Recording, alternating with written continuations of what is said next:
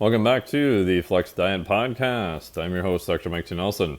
On this podcast, we talk about all things to increase muscle performance, improve body composition, do all of it within a flexible framework without destroying your health. Today on the podcast, we have something a little bit different, but it's still related to performance.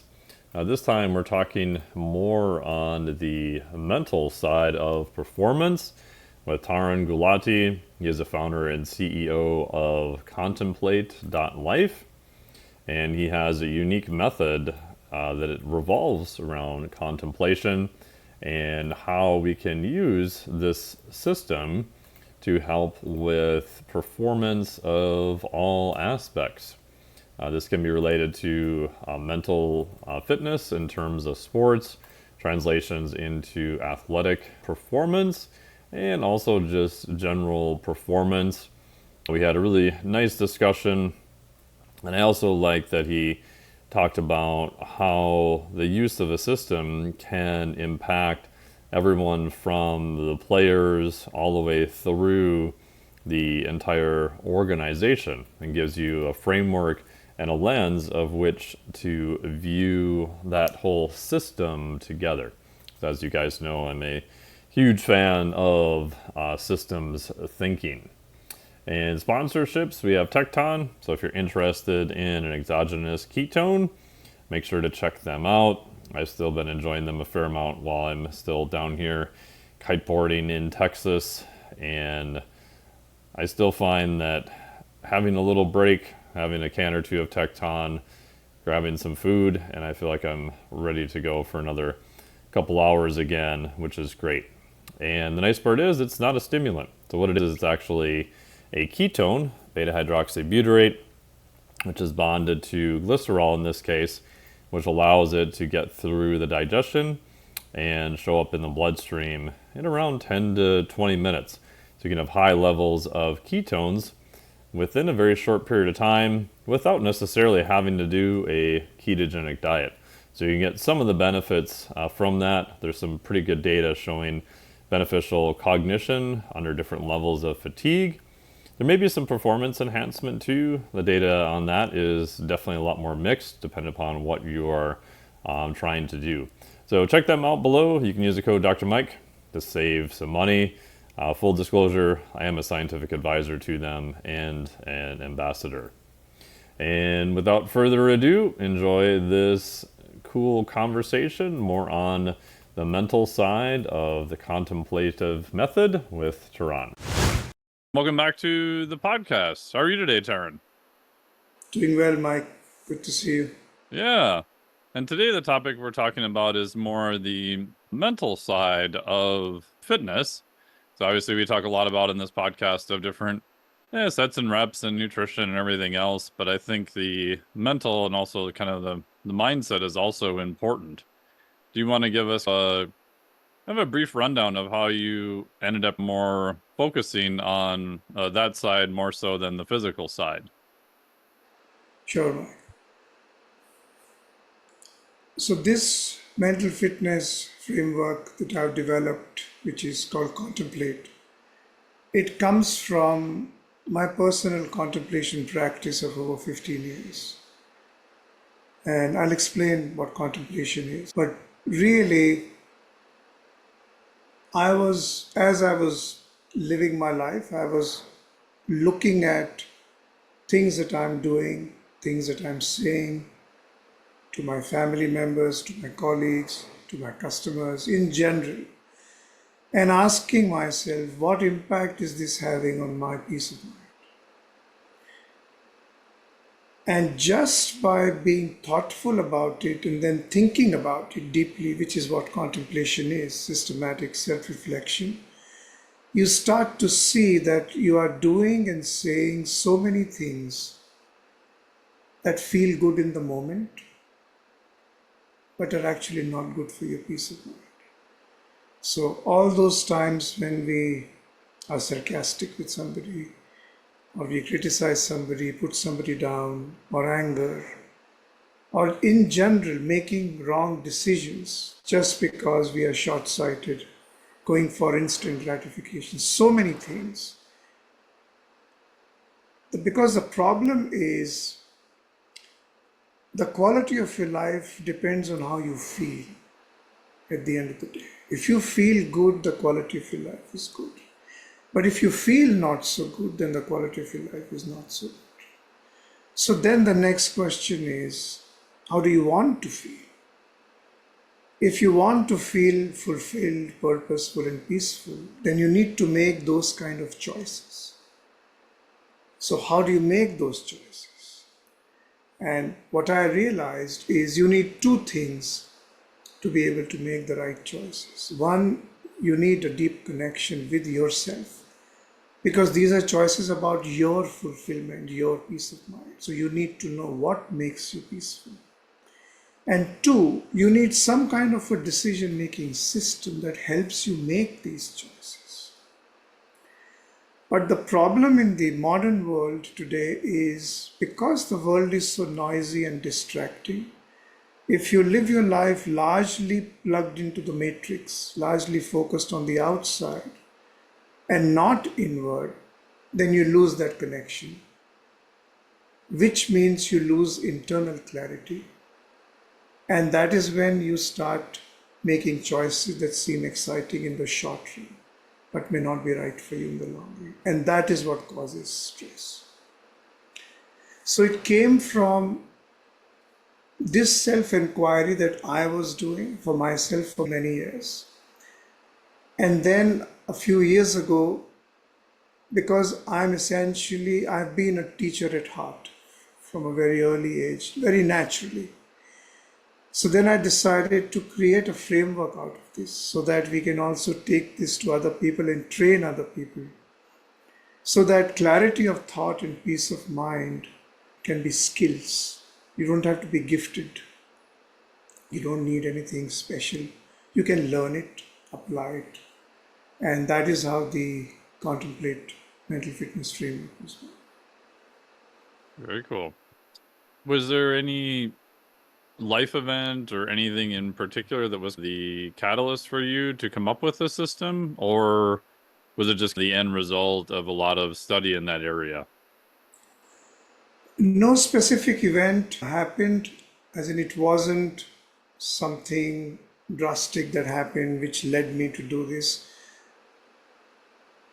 As I said, at a very early age, I was naturally introspective. That was just me. Nobody taught it to me.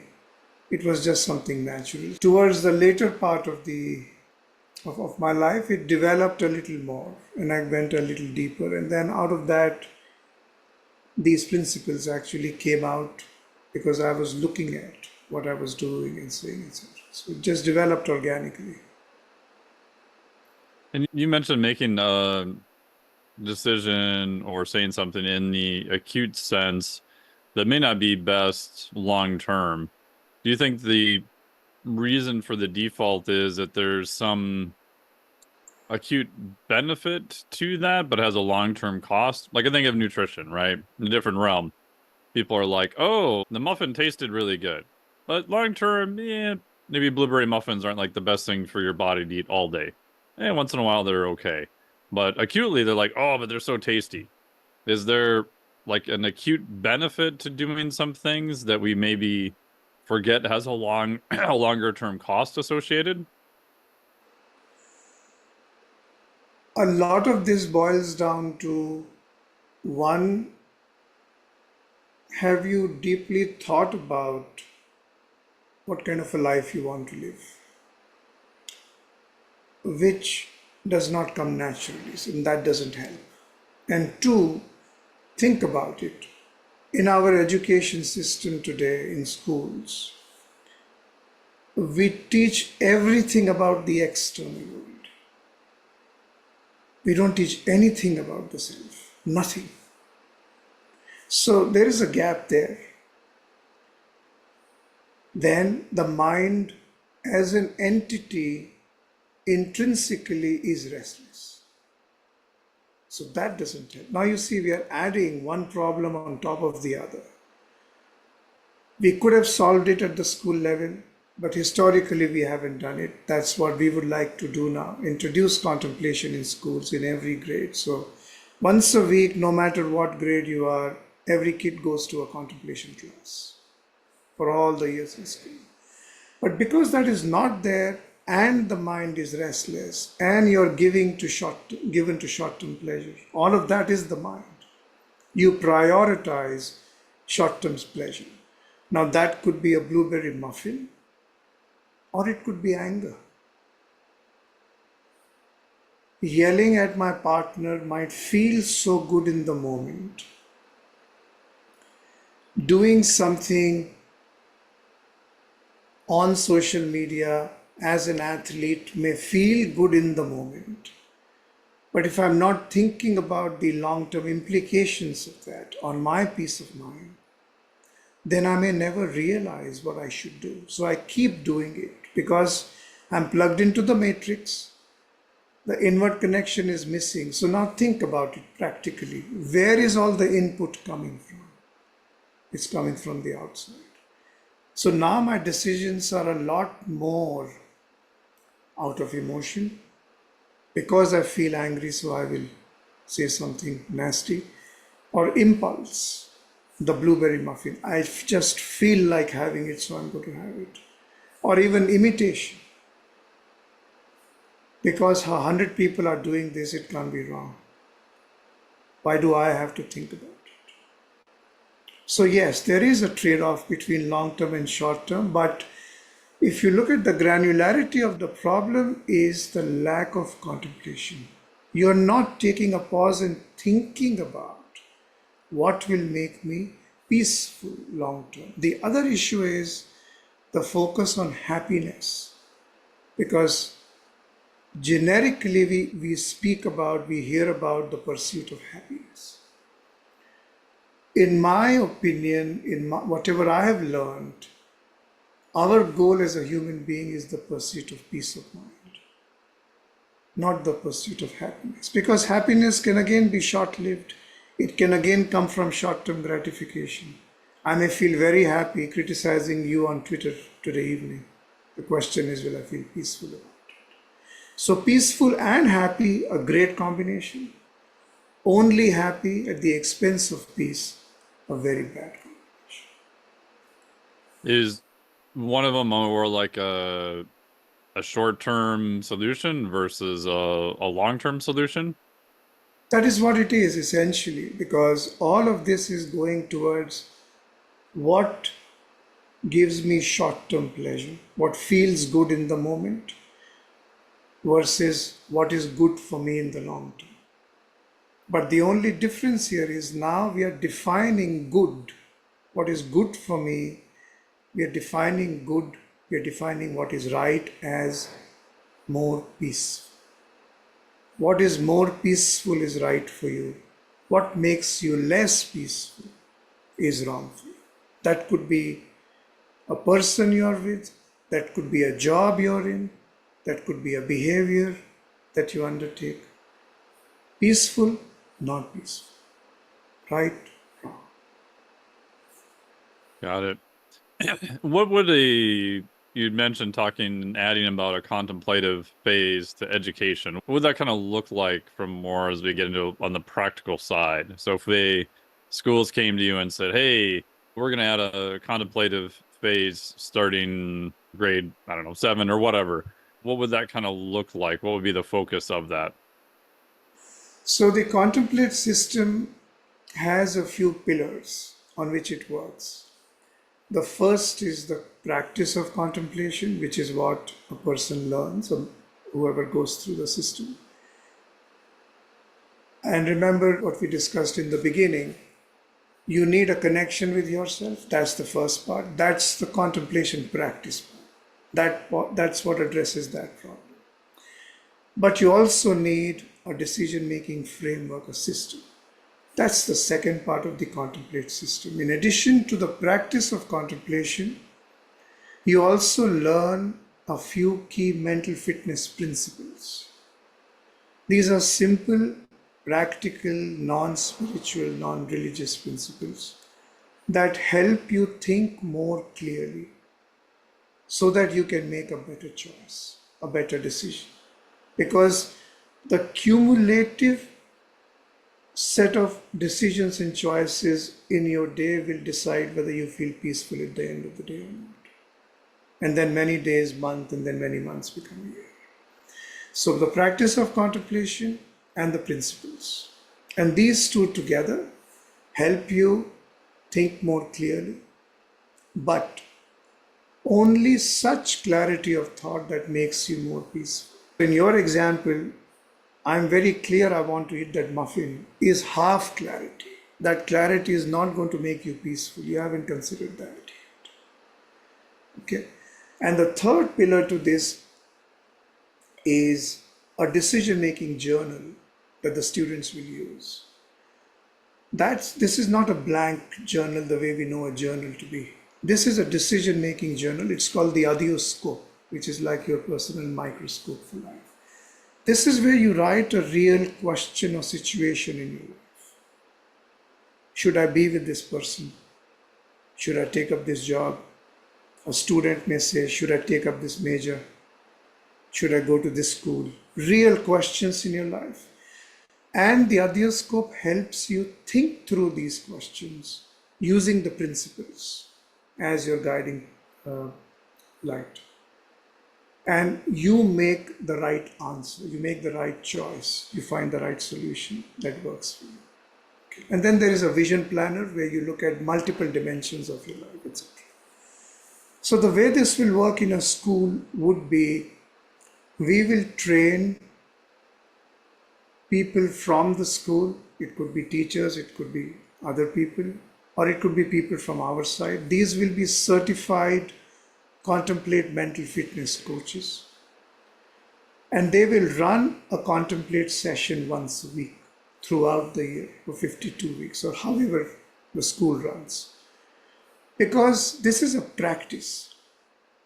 If you're in grade 7, you're still making decisions, but this will help you keep your inner voice strong, not buckle to peer pressure, not make wrong choices, not ingest wrong substances. But when you are in grade 10, the kind of decisions may be different. So you will always need a contemplation system so that you can continue to make the right choices. And think about what happens if you go through this from, say, grade 7 to grade 12. 5 years, every week, once a week, you sat in silence and worked through the system. You thought about what makes you more peaceful. In 5 years, it will be ingrained in your system for the rest of your life. That is how we are approaching schools.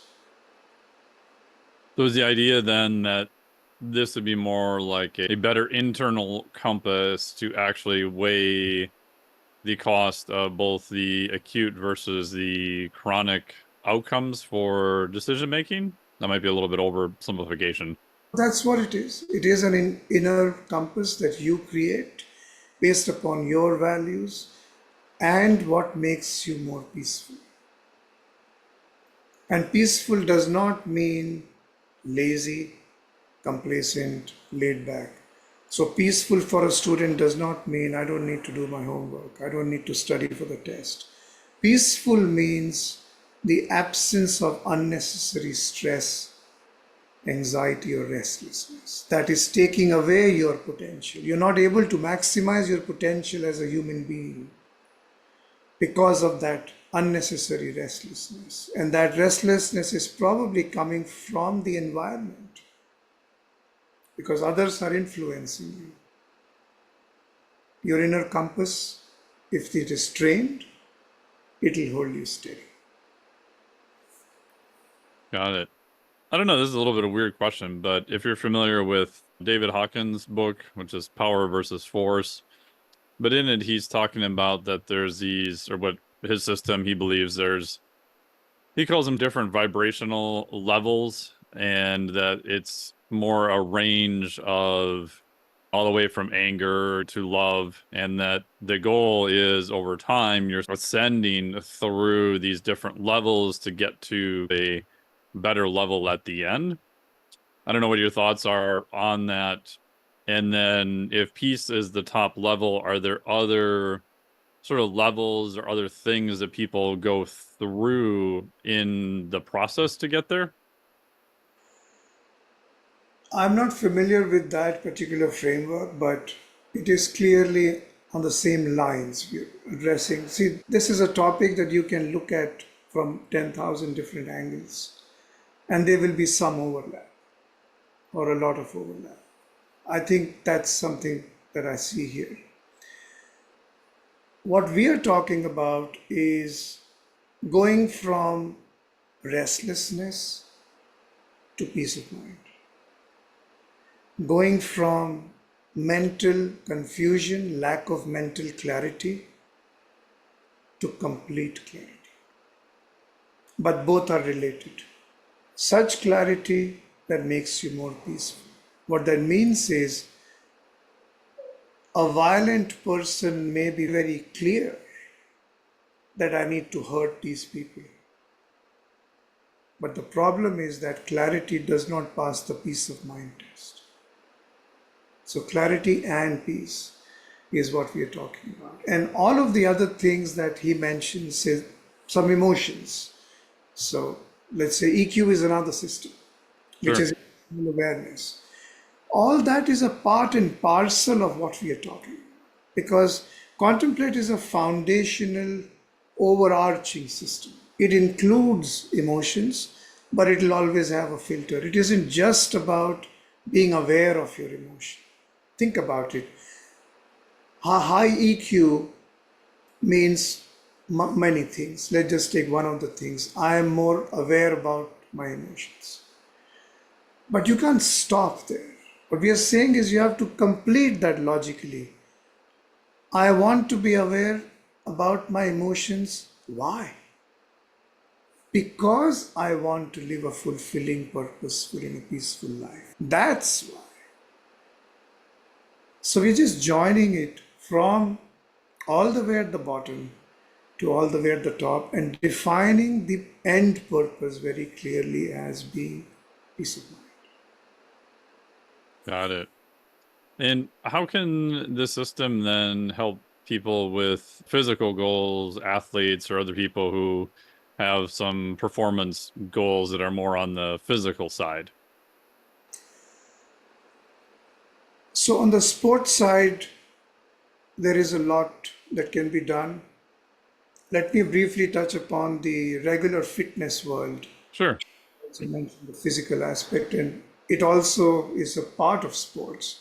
But if you just look at fitness clubs today, the fitness industry, traditionally it has been only focused on the body.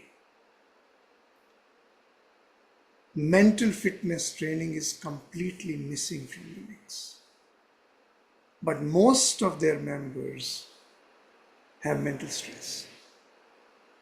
So we are now talking to gyms and fitness clubs to add mental fitness training to physical fitness training. And once we do that, you would wonder why this wasn't done 30 years ago. This is how it should be, because you're not addressing the complete human being, you're only addressing the body of the human being. Okay. Now, sports,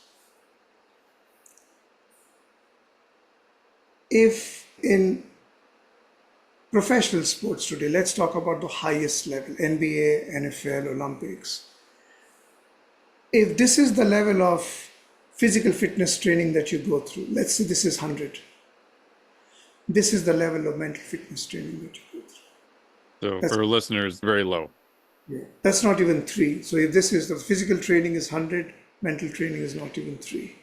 Sometimes there is no training at all.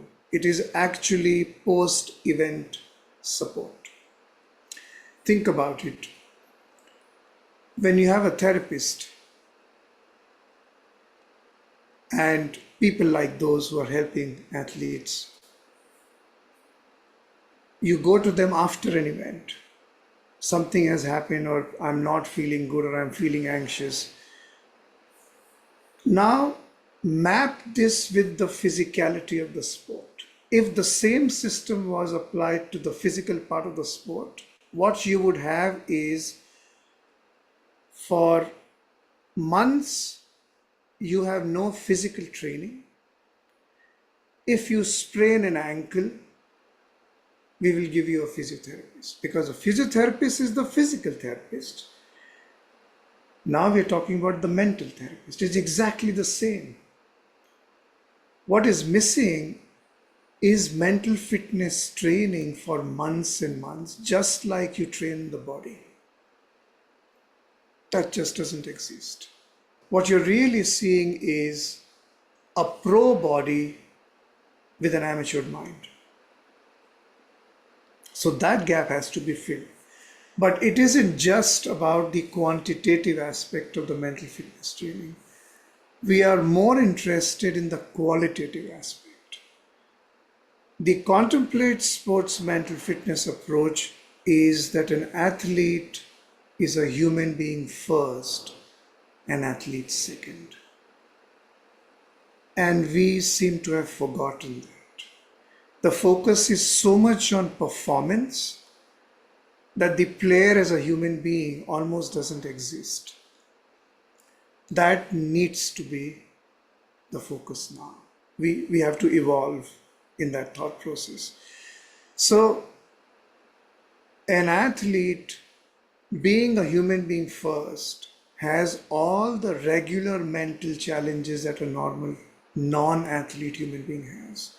They have an argument with a partner, they have issues at home, they have stresses at other aspects of their family, personal life. All of that is playing on their mind.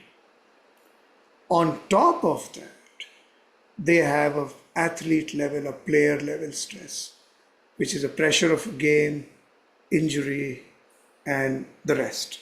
You know the story. The sports mental fitness training has to be looked at in conjunction with the physical fitness and physical technique training. It has to run in parallel. That's what the Contemplate sports mental fitness system brings in, but it is always human being first. Clarity of thought and peace of mind of an athlete is much, much more important. Because if they don't make wrong choices in their personal life, they will have better focus. If they don't have stress in their personal life, in their sport life, they will have better performance. So yes, of course, we have all the performance related exercises and we can go into the details of it: stress, focus, peripheral vision, visualization, injury downtime. All of that is there, yes. But the core of the Contemplate sports mental fitness system is an athlete is a human being first. Make clearer decisions, be peaceful. That will automatically make your mind lighter. Mental obesity is a heavy mind. You take away stress, you bring in clarity, you take away the fog. Automatically now the athlete will perform better. And then of course on top of that, we have all the mental fitness performance exercises. That's there. Is part of the goal of that to, when the athlete is performing their tasks, to be, I know the word like state of flow is an overused thing, but is the goal when they're performing the sports event that they are more in a state of flow, so therefore they are able to extract a higher level of performance from their body in terms of them performing the sports skill itself? Or is there something beyond that and that's just a part of it? That's just a part of it. So until now, the sole focus in the sports industry has been on winning, winning. What we are saying is, which is performance. What we are saying is that needs to change now. Now we need to bring in peace and performance. So yes, we can talk about the state of flow. Yes, there are detailed exercises in the Contemplate system to get you to enter and maintain a state of flow. Yes, but the difference is Now we don't want to talk about a state of flow only so that you can win that game. Because in that construct, whether you're miserable mentally after that game, that's irrelevant. Look at the mental health problems of past athletes. Now, what we are saying is maximize your athletic potential, maximize your potential as an athlete, but also maximize your peace of mind. We want both. We do not want an excellent, high performing, famous, and mentally miserable athlete. We want both peace and performance. We want clarity of thought so they make better choices, so they don't do things that will hurt them, that will hurt the organization, that will hurt the team.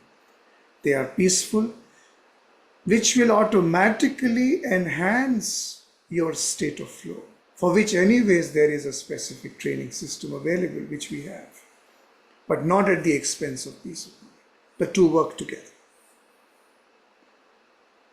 So part of it is also reducing the cost of the pressures and everything else that go into being a high level athlete, in addition to getting a higher level of performance out of it.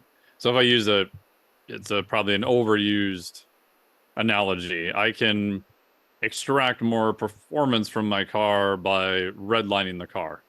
Yes, it went faster, but at some point, I'm extracting too big of a cost out of the car for that level of performance versus maybe I upgrade the engine or do something different to increase the efficiency of it. I can still get that higher level of performance from it, but I don't have that high associated cost with it. And that's exactly the cost of mental health that most athletes go through. And as today, a handful of them have started talking about it today. Mm-hmm. But 99.9% of athletes go through this. They just don't talk about it because it isn't politically correct. It is perceived to be weak. That is why they don't talk. But it's a very high cost. So if you introduce clarity in your mind, you're clear about what makes you more peaceful and what reduces your peace of mind, that helps you make better choices. One, it will take away the personal stress which might be affecting your performance because it is playing on your mind. Just because you are in a practice session doesn't mean you've forgotten about that argument you had at home. You're a human being. Okay?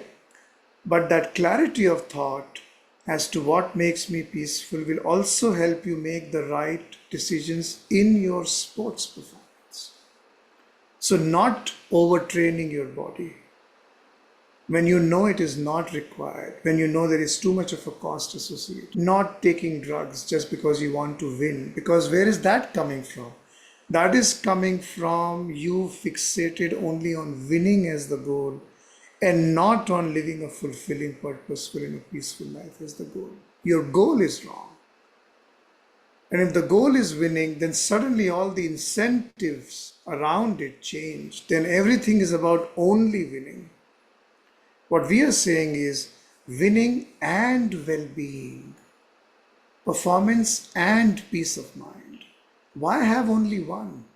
When you can have both, and in fact, if you go through the clarity of thought and peace of mind, prioritizing route towards performance, you will only get better performance, not worse. So if you're already, think about this.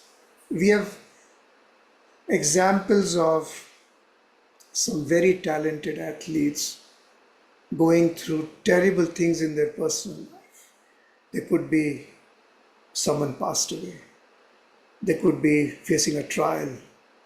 And despite that situation, they perform at their fullest potential.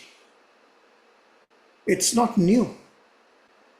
But what I'm saying is, performance is already there for this person. Maybe for the remaining 99%, even the performance would suffer. But let's take the highest example. The performance did not suffer. Now what we are saying is, are you peaceful? That may not be true. So let's have peace and performance, both. Does that go back to what we talked about earlier about maybe over prioritizing the acute effect and not necessarily the chronic? So the over prioritization of winning the game that's coming up, or winning the game, or winning this season, again, at the expense of the cost and the chronic outcome after that. Yeah, and these trade offs have to be solved at an organizational level. So let's look at the structure of the sports entity, for example. We may not be able to get into all the levels for lack of time, but let's at least address a few levels. Owners of a club or a team, let's say general managers, coaches and scouts, athletes, and the medical staff. Let's just talk about these 4 or 5 entities. And there are others, of course. The CFO has to make sure the money is there, the marketing, all of that. At the owner's level, let's say broadly you have 2 kinds of owners. One owner is, I'm passionate about sports. Yes, I own the team, but I will leave the day-to-day decision making to my executives or my general manager. Now, in that case, the owner needs to hire the right top executives. That needs clarity of thought. That needs a peaceful mind. But more than that, they would need to define the overall non-financial vision of this team based upon their values. And that is where it starts. At that level, as an owner, if you decide as my non-financial vision for this team, I'm putting in 300 million. My non-financial vision of this team is not just winning. It has to be winning plus well-being. It has to be winning plus impact. It has to be peace and performance. Impact on the players, community, city, country, but most importantly, the players' well-being. But the second type of owner is vision plus operations. So they not only own the team, they also want to play an active role in running the team. So now they are responsible not only for defining this peace plus performance vision, they will also be involved in implementing this vision, making it a reality. That needs a lot of contemplation on their part. So that's the owners. Now let's look at a general manager. The hiring and firing of the coaches needs a lot of clarity, needs a lot of contemplation, needs a lot of peace of mind. You cannot do it if you are stressed. Signing a player, trading a player, you're probably spending 20 million on a player. If you are stressed, if you are not clear in your mind, if you're not peaceful, how will you make the right decision? If you're not implementing the well-being and winning strategy, how will you choose the player? You may choose a wrong player only based on winning without looking at their mind. You only looked at the body, you only looked at what they can do with the body. You forgot to look at the mind. Now, a very important decision for a general manager of, let's say, a group sports. They can also be tennis and others. Let's talk about group sports for a minute. You are not creating a player, you're creating a team. And a team is a combination of individuals. And you will almost never get a perfect set. So all you need to do is contemplate deeply so you're clear as to who is the right individual and who's not, and who's the best I can get within this budget. And then use the contemplate system to polish their minds, to mold their minds, to smoothen out the rough edges, because the edges will not be the same. One athlete may have an anger problem, Another athlete may have an insecurity problem. Another athlete may have a distraction problem. You have to polish those minds such that those individual minds then become one unified team mind. So when they're on the field, there is almost like an invisible private mental thread running, what we call the contemplate mental matrix, that connects all the players to each other. There, the external dissolves completely. Now you have elevated your players from individual consciousness to team consciousness. And you are witnessing, now this is not just a game, this is a sports orchestra that you're witnessing. And this is possible only through contemplation and clarity. So that's the general managers. Then, of course, the coaches, the pressures that they have. Again, if you don't have clarity, if you're working under stress, it's very difficult. Scouts, sometimes choosing a player who is much better on the mental aspect may not be as good on the physical, may be a better decision to make in the overall scheme of things because you know the vision of the team. And then you have the medical stuff. Athletes, of course, we've spoken about athletes making wrong choices off the field, on the field, before the game, you go to a wrong party, you say something nasty on social media. Tens of wrong things can happen. Clarity and peace will keep you sane and it will lead to performance. And then you have the medical staff. They are performing under so much pressure. They have to keep the players healthy. If somebody is injured, they have to put them back. And they have this constant, I want him back. No, he's not ready. No, I want him back. No, I'm clear he's not ready. If you make a wrong decision in that pressure, you may hurt the athlete, you may hurt the organization, and you may hurt your peace of mind. All of this needs clarity and peace. Yeah, I think about the last example. So as of this recording, the Miami Dolphins quarterback Tua had another concussion, pretty bad. I believe it's his third one of his career. And on one hand, it makes me nervous because having worked with just a handful of high-level players, almost all of them want to play.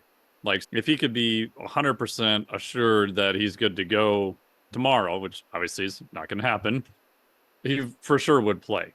So there's an incentive a lot of times, even on the players aspect, that they enjoy the game, they do want to perform. There's an incentive on the team aspect, if it's one of the star players, to have them come back. Obviously, I don't think there's any purposeful ill intent of people who don't want to put someone in a circumstance they're not ready for, or they don't want to do anything intentionally that's going to be harmful. But to me, it just feels like a lot of the subconscious incentives are based around performance. And yes, health and these other matters are still considered, but I guess I just get nervous in those situations without them pulling family members and other people into the decision-making process so that they have time to have an intelligent discussion, consider some of the other things that you're talking about here to make sure that acute decision is the best decision. And also, like you're talking about, thinking about the long-term ramifications. And then on top of all that, it's very hard to get an exact risk of what is the risk, right? Maybe he can get back to 100%. Maybe he does never take another bad hit like that and plays another 5 years, has no issues. Maybe something unfortunate happens where he's not quite back to 100%, takes another hit in the head, and now has major issues potentially the rest of his life. So you're also dealing with, there's never going to be 100% prediction of what's going to happen in the future either. Yeah, and now you see, if we were to apply this system to the entire entity, think about this for a minute. It starts from the owner. If the owner is clear It is not just winning, it is winning in well being. And that is my non financial vision for this team. That percolates down to the general manager. But now you see, Mike, because the owner is so clear about the peace aspect, about doing the right thing, they hire the right general manager first.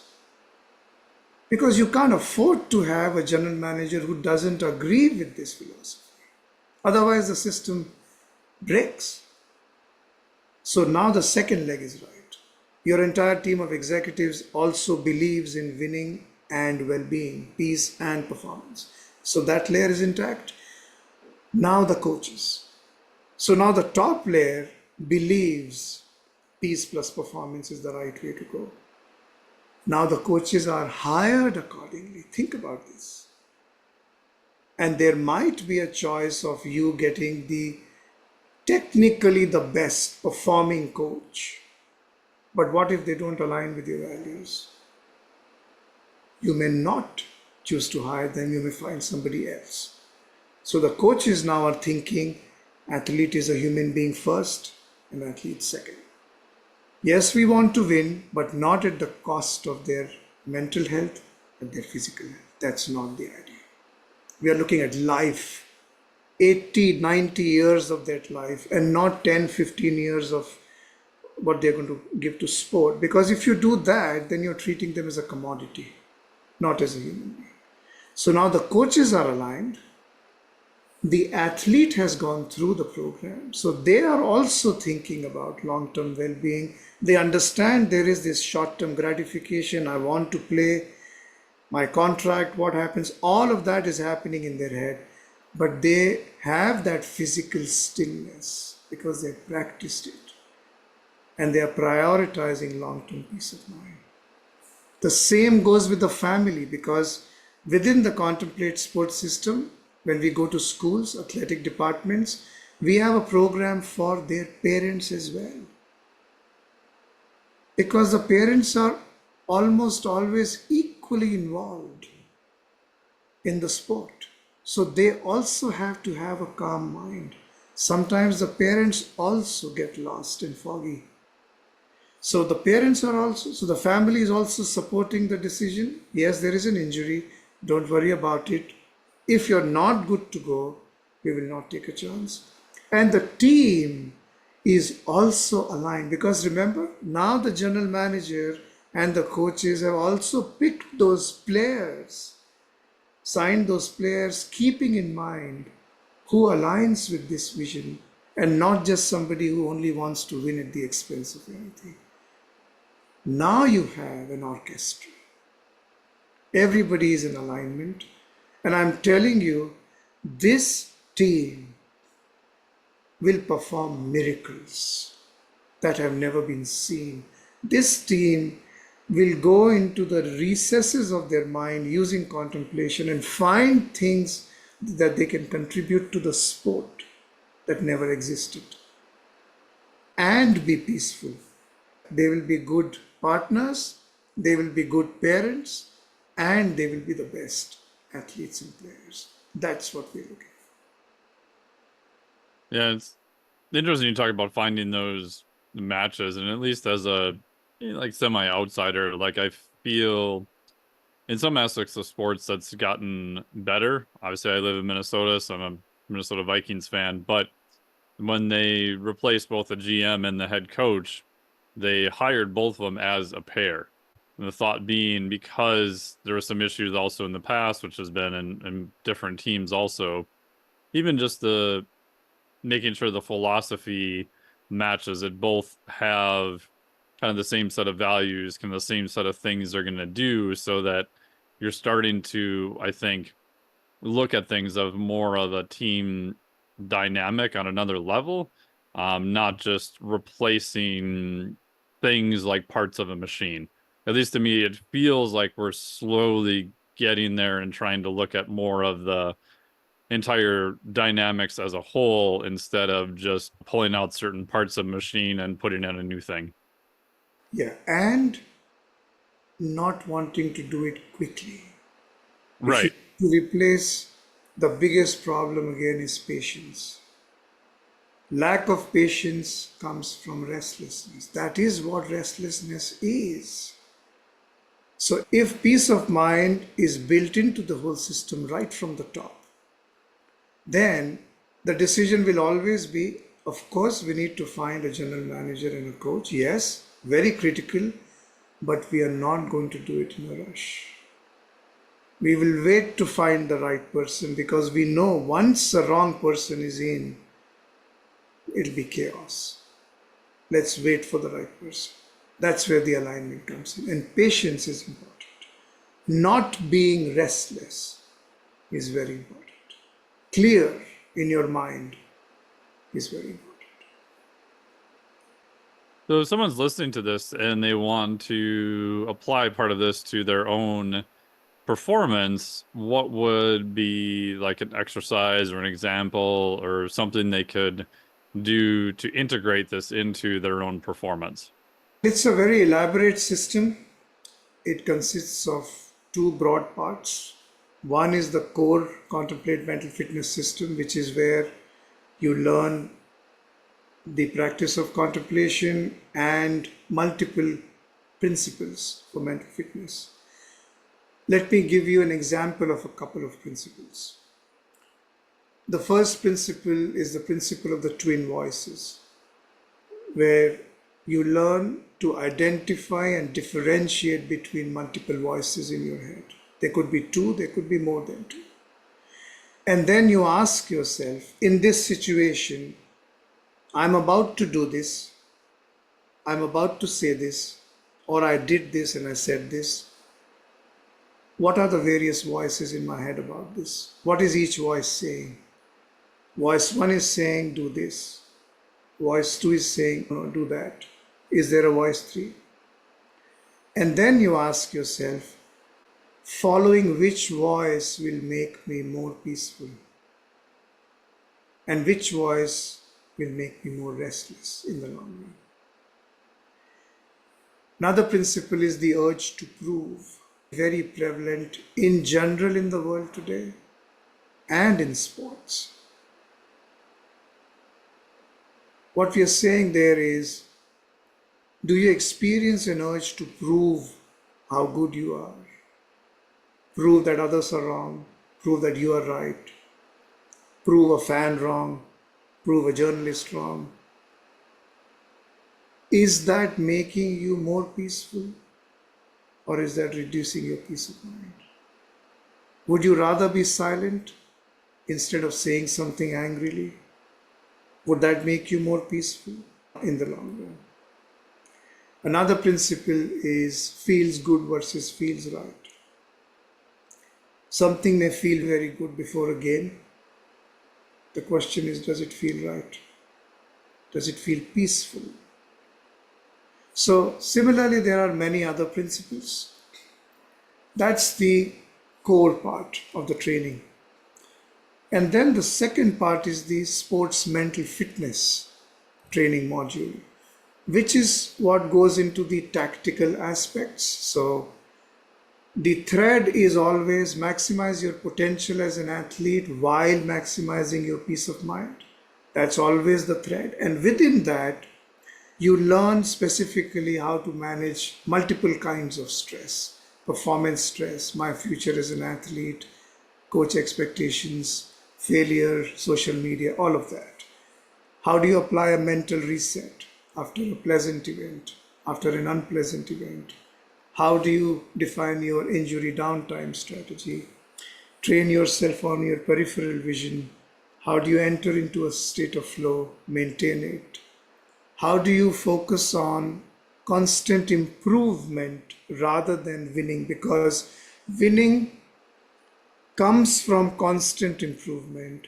Constant improvement comes from falling in love with constant improvement. So if you flip your strategy and focus on, I fall in love with constantly improving as a player not because I want to win the game, not winning, because doing this on a day-to-day basis when I improve myself it makes me feel more peaceful, more fulfilled, more alive. So, exercises around that, emotional awareness, physical stillness, energy management, meditation, visualize, everything is there. It's an entire system for your entire athletic career, but also before sports and 100 years after sports. It's all there. And that's the key part. You're a human being first, a player second. So that is how we implement it in an entity. We'll train a few coaches from their team, department, club, academy, depending upon who we are talking about. They will become certified coaches. And then we will help those coaches to run this for athletes, for other people in the team and the company. Cool. Awesome. Thank you so much. And where can people find out more about it? The website is contemplate.life, contemplate.life. And you can find me on LinkedIn. You can DM me on LinkedIn and we can get together and have a chat. Awesome. Well, thank you so much for sharing all your information and everything today. I really appreciate it. And we'll make sure to link to that information and everything below so people can find out more information. Thank you so much. Thank you, Mike. Thank you for having me. Thank you so much for listening to the podcast today. Huge thanks to Ron for all of the great information there. Make sure to check out his website. We'll put a link here below, which is www.contemplate.life. There's a lot of great information there. If you're interested, you can definitely dive deeper there. If you're interested in ketones, check out Tecton. They are at the link below. Full disclosure, I'm a scientific advisor and an ambassador to them, but as I said at the beginning of the show, I've still been enjoying them here down in South Padre, Texas, as we are working and getting in some kiteboarding. So thank you so much for listening to the podcast. As always, really appreciate it. Stay tuned. We've got a bunch more great guests coming up. As always, if you like this podcast, please hit the like, subscribe, leave us a review. All that great stuff helps us get better distribution of the podcast into more people's lives. Thank you so much. Really appreciate it. Talk to all of you next week. What do you suppose they call that? A novelty act? I don't know, but it wasn't too bad. Well, that's a novelty. This podcast is for informational purposes only. The podcast is not intended as a substitute for professional medical advice, diagnosis, or treatment. You should not use the information on the podcast for diagnosing or treating a health problem or disease or prescribing any medication or other treatment. Always seek the advice of your physician or other qualified health provider before taking any medication or nutritional supplement, and with any questions you may have regarding a medical condition. Never disregard professional medical advice or delay in seeking it because of something you have heard on this or any other podcast. Reliance on the podcast is solely at your own risk. Information provided on the podcast does not create a doctor-patient relationship between you and any of the health professionals affiliated with our podcast. Information and statements regarding dietary supplements are not intended to diagnose, treat, cure, or prevent any disease. Opinions of guests are their own, and this podcast does not endorse or accept responsibility for statements made by guests. This podcast does not make any representations or warranties about guest qualifications or credibility. Individuals on this podcast may have a direct or indirect financial interest in products or services referred to therein. If you think you have a medical problem, consult a licensed physician.